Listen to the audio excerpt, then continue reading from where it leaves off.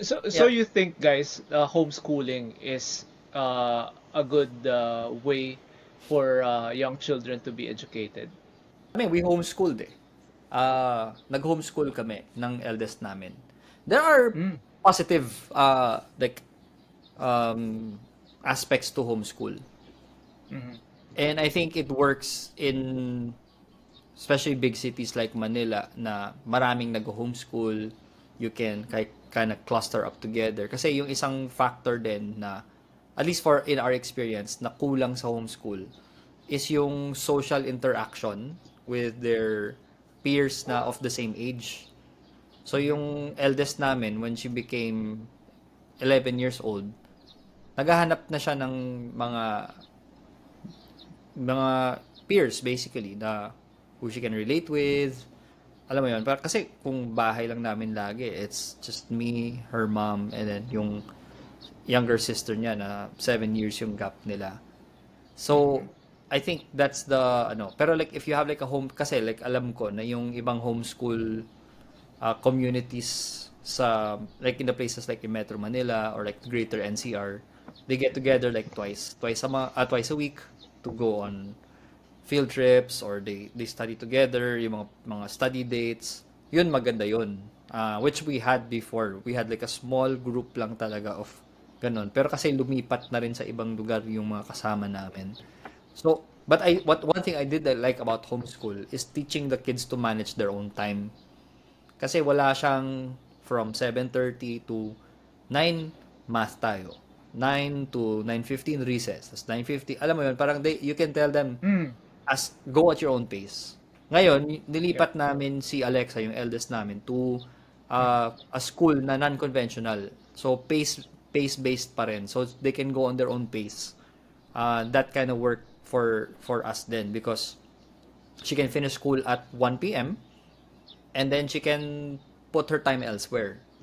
Which I think, yeah, to the point of Ram, should be the case kasi if they spend so much time, if they spend 8, 9, 10 hours on lessons where 30s 30% lang or probably even less yung talagang may practical application sa buhay, then it's such a waste of time.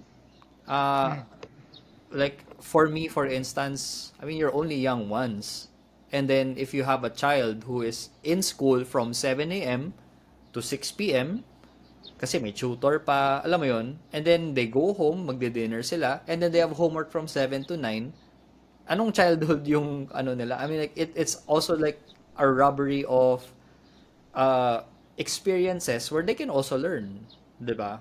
Playing with their friends, outdoors, looking for Yeah. peers, uh, looking for hobbies where they can kind of, mess around and really lose themselves in the state of flow. So yun, like yung anak namin, she's really into like the creative arts. So she paints, she does crochet, um, Mm-hmm.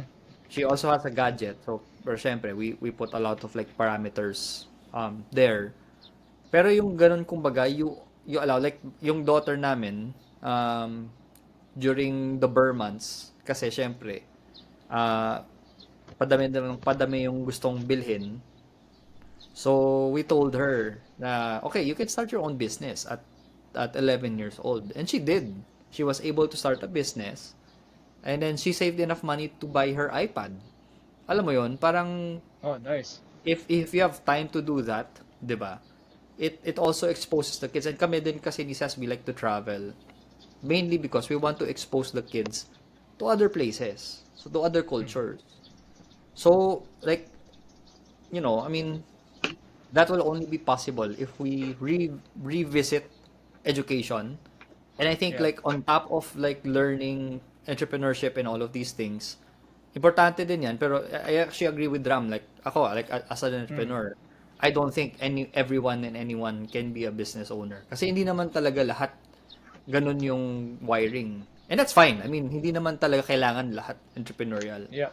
But I think that everyone can be a leader. Pero you go into, if you look at our formal school system, how much of our material and curriculum are teaching kids the soft skills and the emotional skills to lead other people. Practically, I would probably say close to zero. O kung Yeah. siguro meron, like the teachers will just try to insert it in homeroom or in, alam mo yon, like lunch break interactions, pinapa-student council yung mga bata. It's not in the like majority setting that happens. I really like yung ginawa kasi ni Japan din na in the formative years, yung tinuro sa mga bata is not like Yeah. knowledge-based learning. Technical Yung technical values. na pero yung tinuro sa kanila exactly values, manners. Like I forget like what portion of it, but like a big chunk of their preschool education is manners. How do you Mm-hmm. talk to elders? How can you be kind to other people, your classmates? How do you Cleanliness. eat? Cleanliness, tidiness, 'di ba? Order and organization, management, Yeah. self-management. Yun yung missing sa curriculum natin. And I think that that's also playing a big part into why we don't have good leaders because so much of leadership is not technical.